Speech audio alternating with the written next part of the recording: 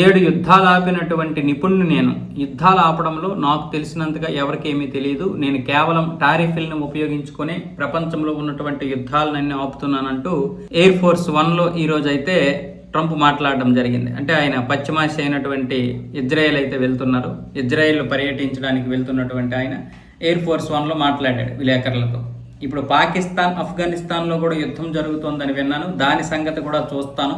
ఇప్పటికే టారిఫ్ల విషయంలో భారత్ని పాకిస్తాన్ని అంతకుముందు యుద్ధం చేసుకున్నప్పుడు హెచ్చరించాను. 100, 150, 200% వరకు టారిఫ్లు విధిస్తానని చెప్పడంతో 24 గంటల్లోనే భారత్ పాకిస్తాన్ మధ్య యుద్ధం ఆగిపోయింది. ఆ విధంగానే నేను 7 యుద్ధాలు ఆపాను. ఇప్పుడు ఇజ్రాయెల్ గాజా 8వ యుద్ధం ఆపుతున్నాను. అలాగే ఇక్కడ నుండి వెళ్ళిన తర్వాత ఇప్పుడు పాకిస్తాన్ ఆఫ్ఘనిస్తాన్లో కూడా యుద్ధం జరుగుతుందని విన్నాను. ఒకవేళ నేను ఇక్కడ ఈ పర్యటన అయిపోయిన తర్వాత కూడా ఘర్షణలు జరిగితే దాని సంగతి కూడా చూస్తానంటూ ట్రంప్ అయితే ఈరోజు మాట్లాడడం జరిగింది. వాస్తవానికి భారత్ పాకిస్తాన్ మధ్య అసలు తన ప్రమేయమే లేదని భారత్ కొట్టివేసింది. పాకిస్తాన్ కూడా నిజం ఒప్పుకుంది. మా వైపు నుంచి అమెరికా మాట్లాడింది కానీ భారత్ మాత్రం అమెరికాను అంగీకరించలేదని.